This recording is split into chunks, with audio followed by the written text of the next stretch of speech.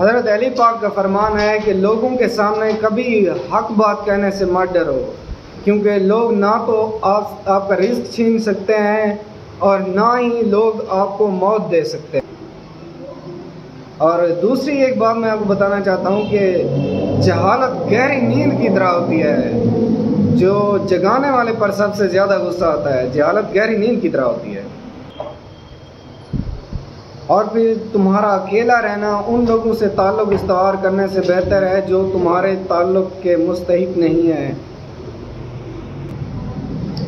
اور کچھ لوگ کہتے ہیں کہ سرکش حکمران جو ہے وہ قوم کی بیداری سے نہیں ڈرتے۔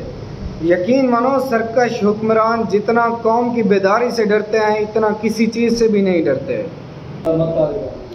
جس کے پاس جو ہوتا ہے وہ آپ کو وہی کچھ ہی دے سکتا ہے، اس لیے کبھی بھی لوگوں کے رویوں کا شکوہ مت کریں، کیونکہ ضروری نہیں ہے کہ ہر انسان کی جھولیاں پیار، محبت، خلوص اور بے غرضی سے بھری پڑی ہوں۔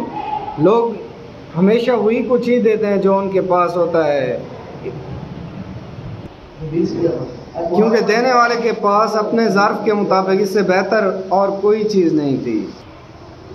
اور آج کی سب سے قیمتی بات، فطرت آسان تھی مگر انسان نے منافقت اور بناوٹ کو ترجیح دی، اس لیے انسان آج جی کر نہیں تھک کر مر رہا ہے۔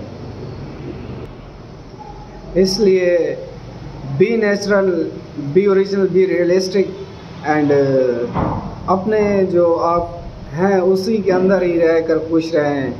زیادہ بناوٹ اور زیادہ منافقت کی کوئی ضرورت نہیں۔ بے فکر ہو جاؤ۔ ایک چیز یاد رکھو کہ اللہ پاک کبھی بھی مخلص دلوں کے ساتھ کبھی ناانصافی نہیں کرتا۔ اگر آپ کا دل مخلص ہے، اگر آپ خلوص نیت والے انسان ہیں، تو کبھی بھی آپ کے ساتھ اللہ پاک ناانصافی نہیں کرے گا۔ آپ جو ہے نا ایک نہ ایک دن ضرور کامیاب ہو جائیں گے۔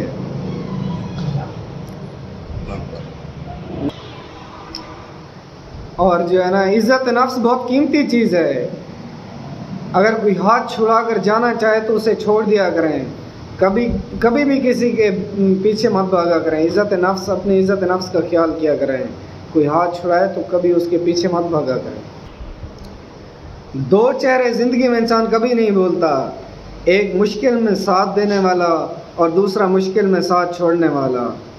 اس لیے اگر کبھی بھی آپ کے اپنوں پر، آپ کے دوستوں پر مشکل وقت آ جائے تو کبھی ان کا ساتھ مت چھوڑیں، کیونکہ مشکل ایک تھوڑے وقت کے لیے آتی ہے مگر رشتے انسان کے ہمیشہ کے لیے چلتے ہیں۔ اس لیے مشکل میں دوستوں اور اپنوں کا ساتھ دیا کریں۔ اللہ حافظ۔